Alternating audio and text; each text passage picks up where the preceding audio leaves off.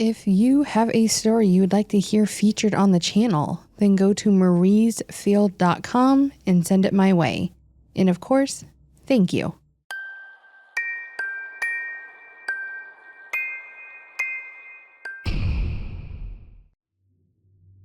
I have a creepy story that happened a few years ago, back when my wife and I lived in an apartment for a fairly small apartment complex. It's one of those could have been worse stories, and I'm glad it happened to me instead of someone else, which may sound weird but will make sense by the end. A few years ago, I went through a pretty tough time in my life. My wife and I were living in the aforementioned apartment complex, and things were going great until I was laid off from my job. I worked for a company that had some branch offices, and I worked at one of those branches. The company decided that they wanted to downsize and move out of my state, so they shuttered the branch office and basically told us that we no longer had a job. They did offer us a month's worth of pay, but to be told by the end of Wednesday you won't have a job on a Monday kind of sucks. I was obviously a bit down in the dumps after this happened, and it got worse about 3 days after this all went down because my wife's car had something wrong with it and wouldn't start. A bit unrelated, it was the alternator, so it wasn't a terrible fix, but we didn't really have spare money at that moment considering I didn't have income. Thankfully, I did have a car, so she was able to take it to work, but this basically meant that until we did get the car fixed, I was stuck at home unless I wanted to walk wherever I wanted to go. Now, I didn't mind walking, but when your attitude is a bit soured by being laid off, let's just say the first week or so, I stayed in bed. I will also add that between the two cars, it was pretty clear who drove which one. I owned a pickup and she owned a tiny bright blue Yaris with Tinkerbell stickers. Not to drop any sort of gendered stereotype, but if you knew it was a couple living there, you could guess which car belonged to which person. Context out of the way, moving on to the story, what happened actually happened in the middle of the second week of me being home. I had decided that I would get up and make a point of trying to clean up the apartment. Basically, I just wanted to get out of bed and have something to occupy my time. And if I could make my wife happy, that would be even better. The first thing I needed to clean was myself, obviously, so I got out of bed and went ahead with taking a shower. By the time I was awake and in the shower, it was around 9:30 in the morning, so it wasn't really early, but it wasn't late in the day. I was there with the water running, just soaping myself up, when I heard a very distinct sound. The sound of the front door unlocking and opening. Our door had a bit of a stick on the bottom, so it would drag part of the floor and make a sliding noise as you opened it. My obvious initial thought was that my wife had come home from work early for whatever reason, but that didn't make a whole lot of sense to me. She didn't mention that she wasn't feeling well, she didn't tell me that she was taking a half a day or anything, and we weren't in a position where we could afford to lose even a few hours of income. I kind of stood there for a few minutes, waiting for another sound, like her keys or purse hitting the counter, her feet walking on the tile, her going to the bedroom, literally anything that would tell me that I wasn't just hearing things. There wasn't anything else for a few moments, so I went back to my shower. I finished up, turned off the water, and I slid the door open to grab a towel.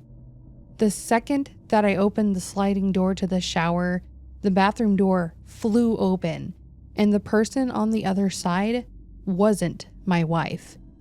It was one of the people that worked for the rental company as a maintenance person. He pushed the door open hard, like he was trying to enter the room aggressively, and was met with me standing in the shower facing him with all the glory bestowed upon me the day I was born. The look on his face was actually kind of priceless, which I know adds a small amount of humor to this, but I guess I shouldn't detract from how terrifying this actually was. I was in the shower, completely vulnerable, and this guy shoved his way into the bathroom the minute the shower turned off. This was meticulous. He was trying to catch someone off guard with his actions, and considering which car was in the driveway, my guess is that he thought my wife was home. This perspective hit me immediately during the few moments that the two of us were just standing there and staring at each other, and I was pretty livid. I asked him if I could help him, and he started stuttering and trying to figure out what he could say to justify being in my home like this. In the end, he tried to claim that we had been notified yesterday that he would be there, and when I asked him how he notified us, he basically said, "Your wife should have been told. Never mind, I think I must have been mistaken," and kind of slinked out of the apartment. As soon as he was gone, I called the office and asked them why they sent maintenance to our place, and they claimed that they hadn't. I informed them about what just played out, and they said they would look into it. Their excuse that they gave about 3 days after this was he went to the wrong unit, and they apologized for the inconvenience. Inconvenience be damned, I knew what he was doing. He didn't go to the wrong unit. He thought my wife was home and that I wasn't, and he entered our home with malicious intent. Like I mentioned, the fact that he waited for the shower to be turned off and barged into the bathroom tells me all I need to know about this situation. I kind of wish I would have been more aggressive with him, though I know violence isn't the answer, but it terrifies me to think that this wasn't his first time doing something like this. I don't know if he was planning a full-on assault or if this was some kind of voyeur thing, but it was pretty sickening. We don't live at that property anymore, thankfully, and we got everything solved with her car thanks to her brother not long after this. I also bought a couple Nest cameras with the money we had. I justified it with my wife after I told her what happened and what I thought, and she agreed it was a good idea. I don't recall ever seeing that maintenance person after this event, and I'm hoping he got fired and they just told me a lie about him going to the wrong unit.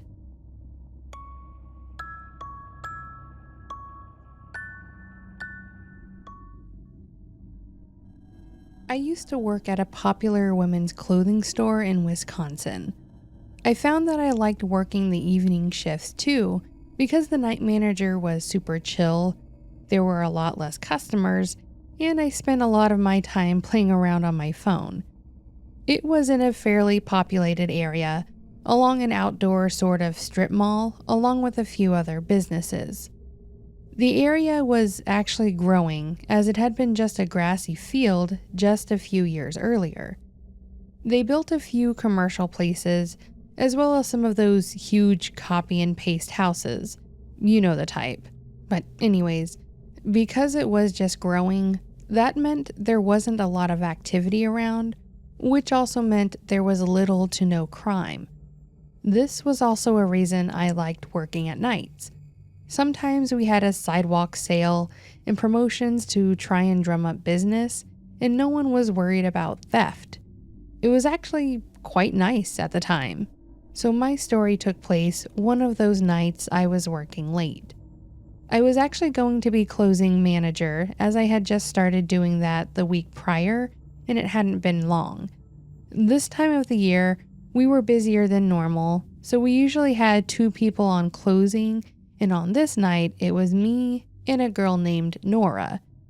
Nora was always a very perky, happy girl that I swear never had a mean bone in her body. She was a sales associate mainly, which meant she typically walked the floor and helped the customers, and she was great at it too. I used to work alongside her, but I went to be a cashier and up from there. so she had been folding and putting away clothes that were left out or thrown around. I was at the register counting down one of the tills since we were going to be closing soon.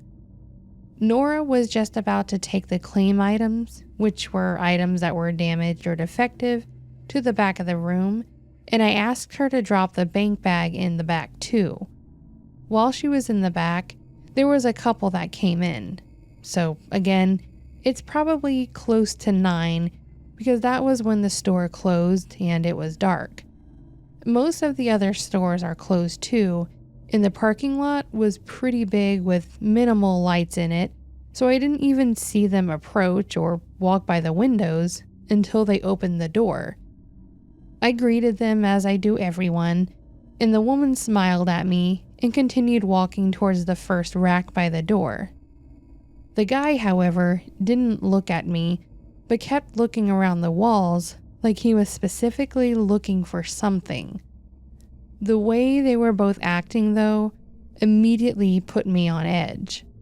The fact that he wouldn't make eye contact and how she went straight for a rack and started messing with stuff made me think something bad was going to happen. I guess the guy must have noticed too because I was trying to walk towards the farthest register where I left my phone. The guy called me over, claiming he had a question. I tried grabbing my phone first, but he jumped over the counter before I could do anything other than yelp, and he grabbed it from me. We had a small struggle before he pulled out a knife, making me give up. He then took out some zip ties, tied my hands behind me as his partner in crime, walked over to us, watching this take place with her wide, bloodshot eyes and snickering. If I wasn't pinned to the wall with a knife in my face, I would think she was pretty terrifying alone. I offered what I had in the register if they just left there, but the guy ignored me and told the girl to start grabbing. She pulled a trash bag out of her jacket, and as she started laughing, she grabbed anything she could and shoved it in the bag. All I could think was if I just sat here and let them finish, they would leave and we would be safe. But then my mind kept going to worst case scenarios. These people walked in without any masks on and didn't even try to cover their face. What are the odds they would actually let us go? Then I remembered there was an us and feared that Nora would walk back in here and her life would be in danger. I tried to think of anything I could to keep them from going back there or to get me back there with her. Unfortunately, there was some kind of noise or something because they both froze and looked towards the back room. I don't think they even considered someone being back there. The guy asked me if I was alone, and I said yes, but he called the girl over, directing her to watch me. I pleaded with him to not go back there, but he continued on, holding his knife to his side. The next thing I heard was a blood-curdling scream that had to have come from Nora in a loud slam. That scream still haunts me. I was starting to go into a panic attack and was feeling sick to my stomach, terrified of what could have happened to her.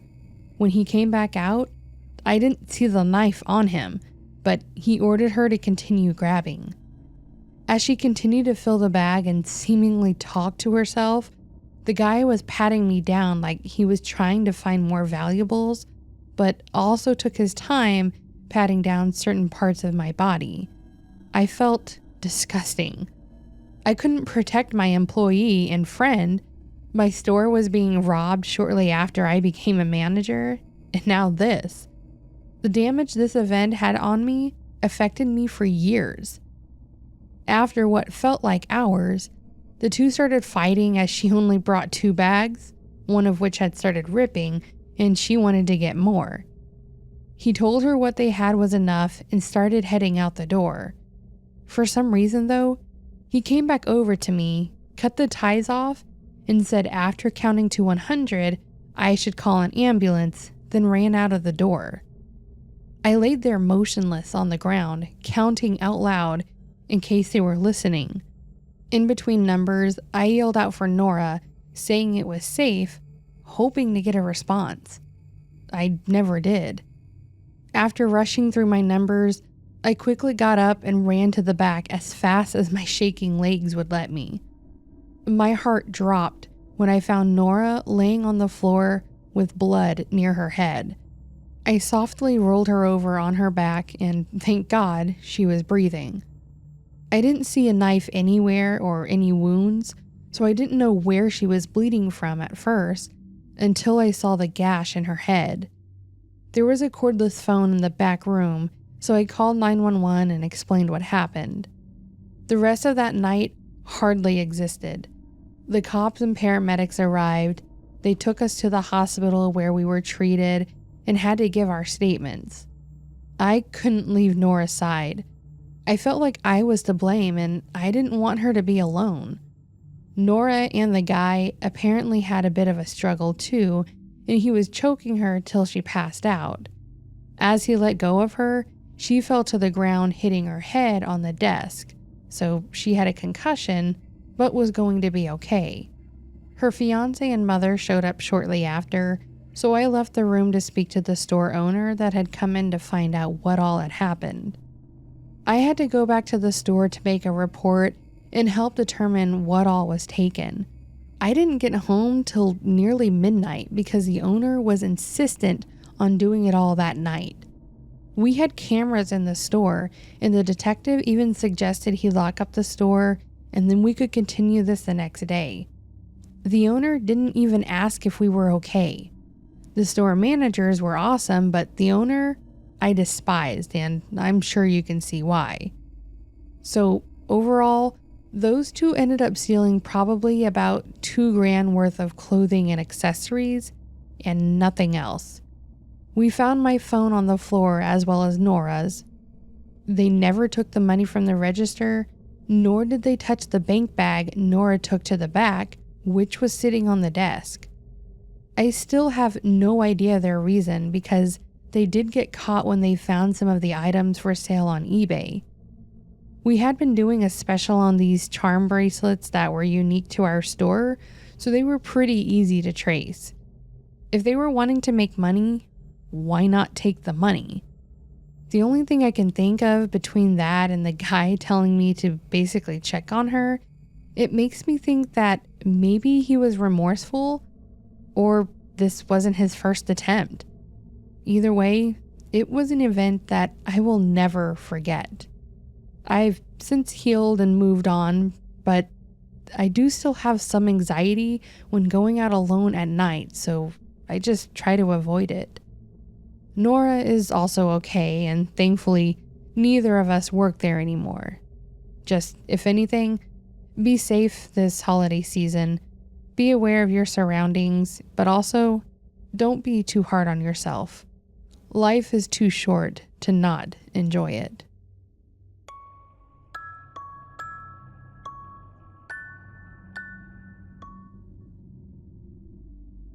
There was a story I heard about a guy that found what looked like a neighborhood in the middle of nowhere. The houses were all abandoned and empty, and it reminded me of something that my now husband and I found back in the early 90s. It would have been the summer of 1992, because it was our second year together. We had decided that we were going to take our vacation on a road trip, and we would go out and see some of the sights in the parts of the country that are less incorporated. We decided we could go driving around parts of Kansas, Colorado, and head up to Wyoming so we could check out Yellowstone.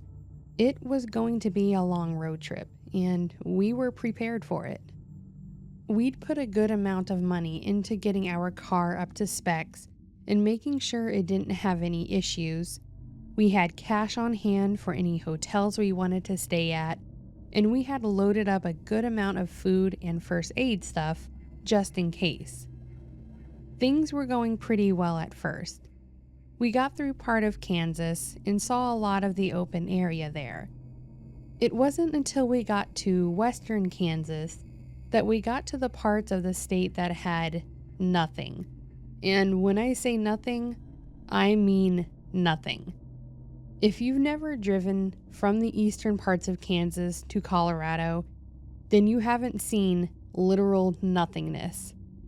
When you hit the parts of Kansas that are in the mountain time zone, there's really nothing out there. Just past Colby or Garden City, if you're more to the south like we were. We got to a spot that had a lot of woods and looked like we could stop and park the car while we got out to hike some around the woods. Once we were sure that we were good, we stopped the car, got out our hiking gear, and started out into the woods. It started out pretty normal. We followed some of the paths that were out there that other people had walked through, and we made our way through some parts of the woods. I will note that as we got into the woods, I started feeling a bit off, almost like I was going to get sick. I told him what was going on, and he asked if I wanted to turn back, but I had told him that I didn't. For some reason, I was feeling like we should press on, like whatever we were going to see was something that we should see. I know that sounds really weird, but there was almost a voice in my head saying, press on, keep going, don't turn back, or whatever. So I told him that we should just keep going and I'll be fine. After a while, we came to what was a bit of a clearing, which was a bit odd in and of itself, but it got even weirder when I realized that there was what looked like an old barn, but there was nothing around to indicate that there was ever a farm here or around it. The area was overgrown with full-grown trees, which told me that it had been like this for a while. There were no fences or other buildings, just this random barn. Obviously, this was quite the find. We were definitely hoping to find something like this for urban exploration, but with it being so old, we also wanted to be careful with going in. That said, we figured it wouldn't hurt if we just went in, looked around, and didn't touch anything. So long as we didn't disturb the structure itself, it wasn't likely to fall or anything like that, right? We walked in the front door, which did unfortunately require us to kind of pull it from its hinges, which went immediately against our statement of let's not damage the building, but we had to do it to get in.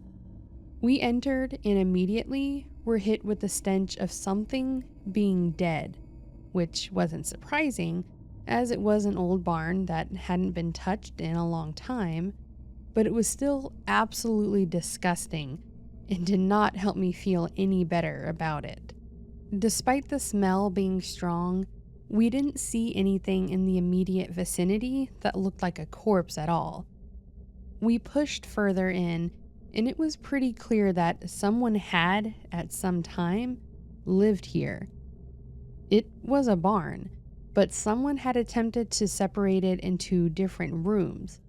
What looked like a bedroom, a main room, and then a room full of trash. The living room area was pretty much just old furniture and a box of kids' toys, which was seriously creepy, though there was no other indication of there ever having been a kid there.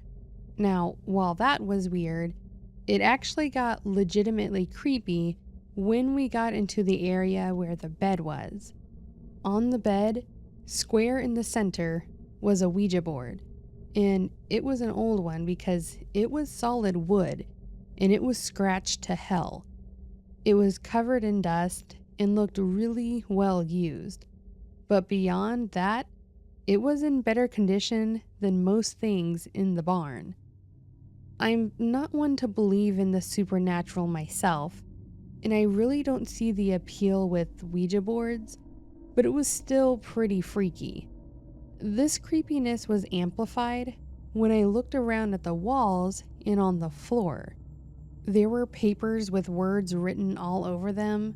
A few of the pages had what looked like drawings of the Ouija board with the words written underneath it. On the walls, there were various words scratched into the wood.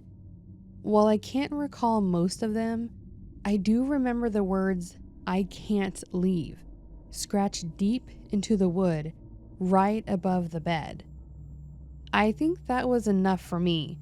My husband wanted to keep exploring it as he was interested in it all, but I was feeling worse and worse with every step, and I told him I needed to get out before I got sick. He agreed with me, and we went ahead and left. Thankfully, that was pretty much it. There wasn't anyone living in the barn at the time we were there. There wasn't anything more freaky than that, just the words on the wall and the Ouija board and the drawings. While that may not sound like much, it was still creepy as hell to me and was something I never wanted to ever go back to. I wish I could tell you the exact location or the coordinates, but I honestly do not know the exact spot. If anyone out there is ever exploring the southwest emptiness of Kansas, they may find it, if it's still there.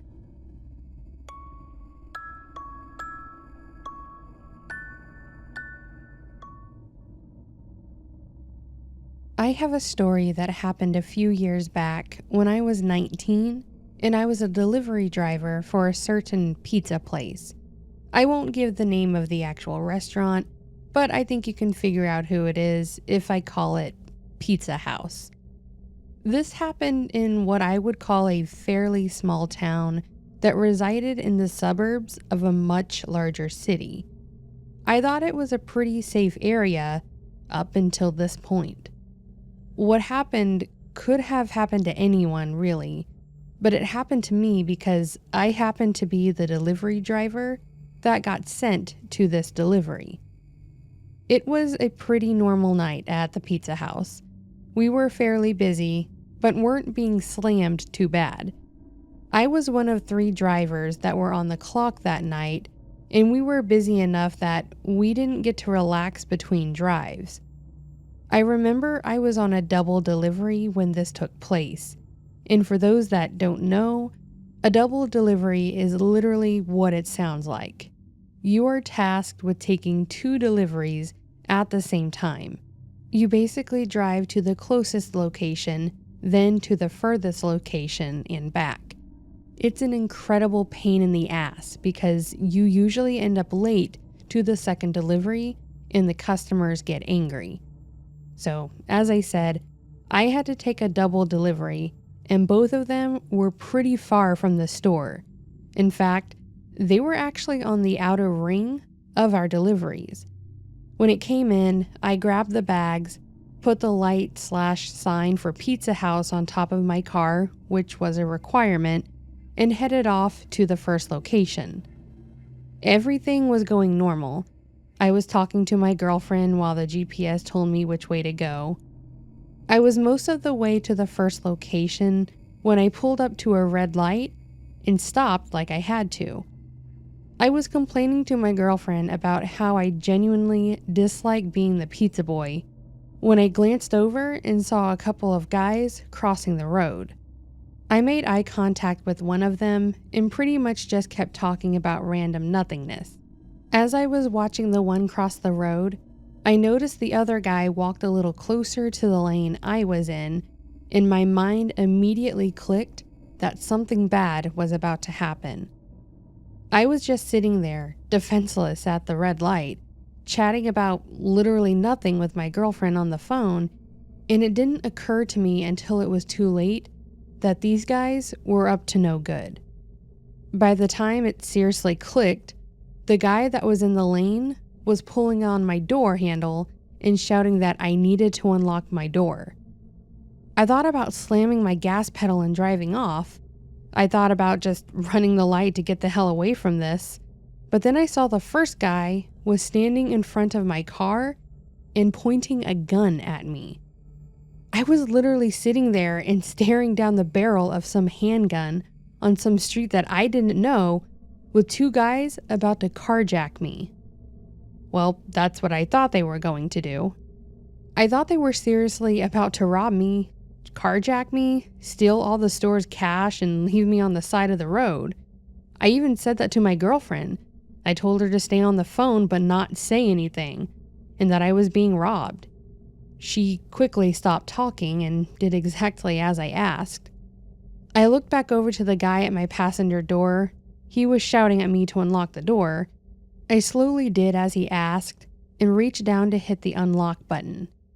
As soon as I did, he pulled the door open and grabbed the 2 delivery bags with the pizza, then slammed the door and the 2 guys ran off.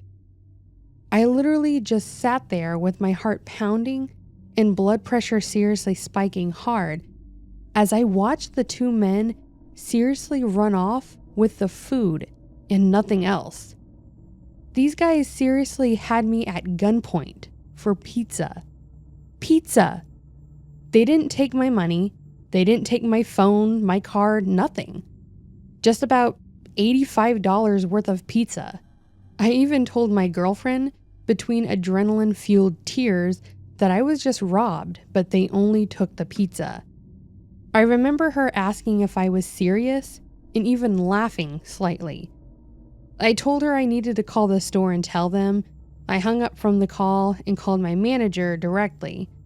I told him that I was robbed, and he at first asked if I was okay, but when I told him that they just stole the pizza, he seemed a bit less serious about the situation. Obviously, I was terrified. I was seriously thinking that I was going to be hurt or lose my livelihood. I'm actually thankful that these guys just wanted the food and decided to not take anything else.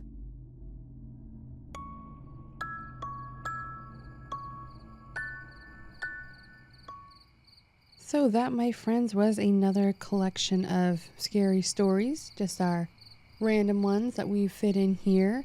Got a couple ones about robberies, this one, which not okay, but glad that they came out of it relatively unscathed.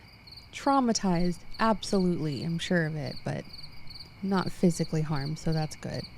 The barn one was interesting though, just because I do live in Kansas, on the eastern side though, where there's actually people and stuff, but it'd be interesting to know where that is though, because that would be creepy to look into. I don't know if many places are around us that are just like abandoned or can be explored, but it'd be interesting to look into. How about y'all? Do you have any places near you that people often visit for like urbex style, or a place that you've been to or want to? I think it would be cool, but I'm also kind of scared, I guess. Don't know what I would get into. And I think Raven would agree. I'm not very graceful, so I would probably end up tripping or falling through a floor or something. I don't know. That's my luck.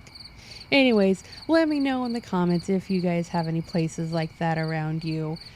In the meantime, if you did enjoy this video, please do give it a like below. And if you'd like to hear more content like this, consider subscribing. And you can also leave a comment about your thoughts on the video. If you're not interested in urbex, that's fine too. Leave a comment about whatever's on your mind. And with that being said, friends, I hope you have a fantastic week. And until next time, take care.